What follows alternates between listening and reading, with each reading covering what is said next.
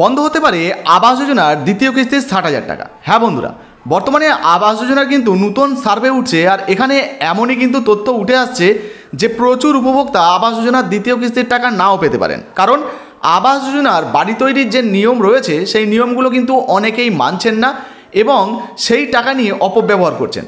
তো বর্তমানে কাদের কাদের এই আবাস যোজনার দ্বিতীয় কিস্তির টাকা বন্ধ হয়ে যেতে পারে আর কোন কোন নিয়মগুলো পালন করা হচ্ছে না সেগুলো এক এক করে এই ভিডিওতে জানাবো। তাছাড়া যারা যারা আবাস যোজনার টাকা পাচ্ছেন না বা ইতিমধ্যে যাদের সার্ভে হচ্ছে তাদেরকে কবে থেকে টাকা দেওয়া হতে পারে, পার্মানেন্ট ওয়েটিং লিস্ট যাদের নাম রয়েছে তারা কবে টাকা পাবেন, সমস্ত কিছু এই ভিডিওতে জানাবো। তাই ভিডিওটা একটু স্কিপ না করে পুরোটা দেখুন। আপনি যদি আমাদের চ্যানেলে নতুন আসেন অবশ্যই চ্যানেলটিকে সাবস্ক্রাইব করে পাশের বেল আইকনটিকে অন করে রাখবেন এই ধরনের গুরুত্বপূর্ণ ভিডিও সবার আগে পাওয়ার জন্য। ফেসবুক থেকে দেখলে পেজটা ফলো করতে ভুলবেন না। চলুন শুরু করা যাক। তো দেখুন বন্ধুরা, বলা হয়েছে অজানা নিয়ম, বাড়ি তৈরিতে সমস্যা। তো বুঝতে পারছেন বর্তমানে আবাস যোজনার যে বাড়ি তৈরির নিয়ম সেই নিয়ম না মেনে যদি কেউ বাড়ি তৈরি করে বা বাড়ি তৈরিতে কেউ খামতি করে অথবা বাড়ি যদি কেউ না তৈরি করে সেক্ষেত্রে কিন্তু পরবর্তী কিস্তি যে ৬০,০০০ টাকা সেটা কিন্তু বন্ধ হয়ে যেতে পারে।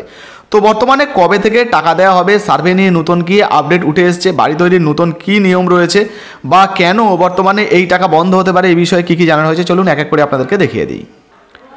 তো দেখুন বন্ধুরা, বলা হয়েছে সমীক্ষা শেষে আবাস প্রকল্পের চূড়ান্ত তালিকা প্রকাশ হয়েছে।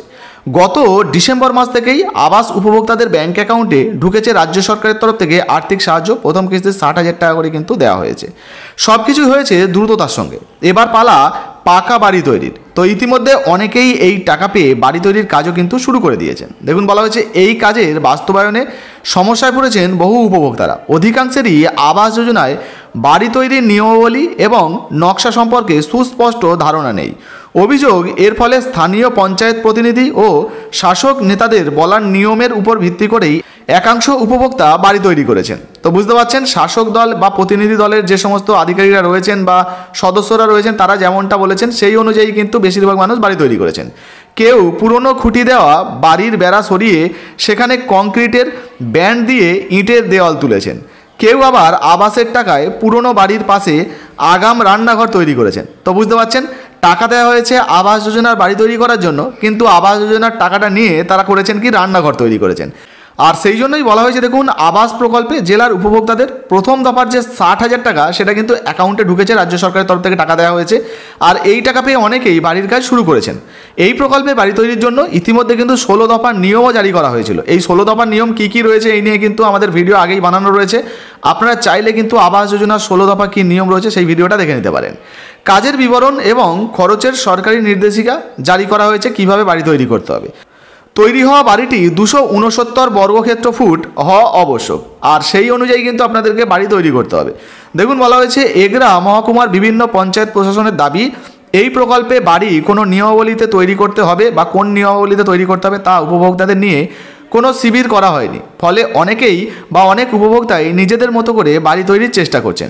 কোনো এলাকায় আবার অভিযোগ উঠছে স্থানীয় পঞ্চায়েত প্রতিনিধি এবং শাসক দলের নেতাদের নিজেদের মতো করে বাড়ি তৈরির পদ্ধতি বা নেতারা নিজেদের মতো করে বাড়ি তৈরির পদ্ধতি উপভোক্তাদেরকে জানাচ্ছেন, আর সেই অনুযায়ী কিন্তু বাড়ি তৈরি হচ্ছে। দেখুন বলা হয়েছে নাম প্রকাশে অনিচ্ছুক এক উপভোক্তা বলেন, শাসক দলের পঞ্চায়েত প্রতিনিধি আমাকে পুরনো খুঁটি দেওয়া ঘরে ইটের দেওয়াল তুলে মেঝে ঢালাই দিতে বলেছে, আর সেই মতোই কাজ করেছি। তো বুঝতে পারছেন যেমনভাবে বাড়ি তৈরির নিয়ম সেইভাবে না বলে অন্যভাবে বলা হয়েছে, ফলে কিন্তু এই সমস্ত উপভোক্তারা না জেনেই এইভাবে বাড়ি তৈরি করেছেন। সঙ্গে সরকারি নিয়ম অনুসারে উপভোক্তাদের মাটির নিচ থেকে কলম তুলতে হবে এমনটাই কিন্তু নিয়ম রয়েছে। আর এক্ষেত্রে এর আগে যেটা দেখালাম অন্য নিয়মে কিন্তু বাড়ি তৈরি করা হয়েছে। বলা হয়েছে কলাম মাটির উপর উঠলে তারপর কংক্রিটের ব্যান্ড তৈরি করতে হবে, অর্থাৎ মাটির নিচে থেকে আগে কলম তুলতে হবে এবং যখনই কলমটা উঠে যাবে তার উপর থেকে যে ঢালাইয়ের ব্যান্ড করা হয় সেটা কিন্তু করতে হবে। কিন্তু অনেকে সেটা করছেন না, সরাসরি কিন্তু তারা বাড়ি তৈরি করে দিচ্ছেন, পুরনো বনের রয়েছেন বা পুরনো যে দেয়াল রয়েছে তার উপর থেকে গেঁথে নিচ্ছেন, এই রকম কিন্তু করছেন।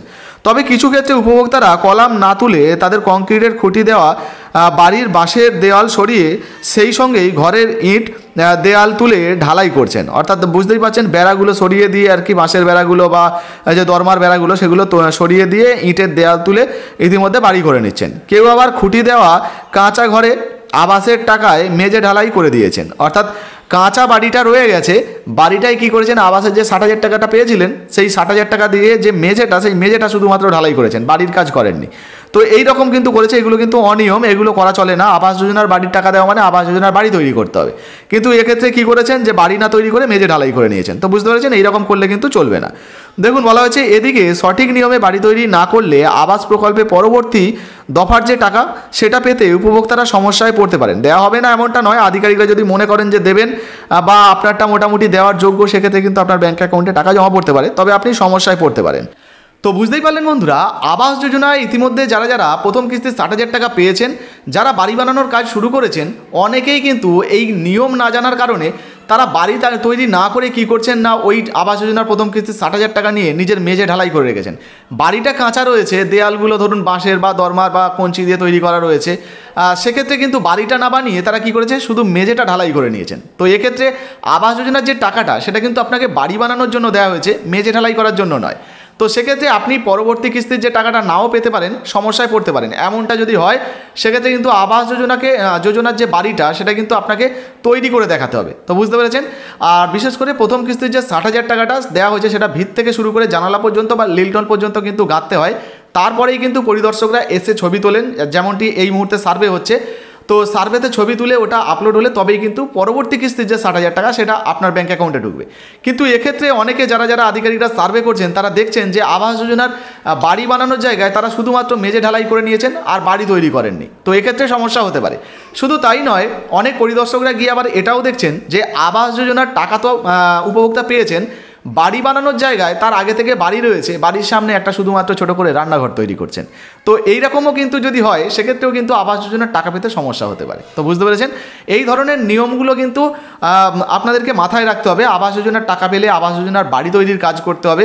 সেক্ষেত্রে ধরুন আপনি আপনার নিজের টাকা নিয়ে বা লোন নিয়ে আপনি বাড়িটাকে আরও ভালোভাবে বানাচ্ছেন, বড় করে বানাচ্ছেন, সেক্ষেত্রে কিন্তু কোনো সমস্যা হবে না। তবে বাড়ি আপনাকে বানাতে হবে এবং সরকারি যে নিয়ম অনুযায়ী বা নিয়মগুলো রয়েছে সেগুলো একটু আপনাকে গুরুত্ব দিতে হবে বা খেয়াল করতে হবে। আশা করি বুঝতে পেরেছেন।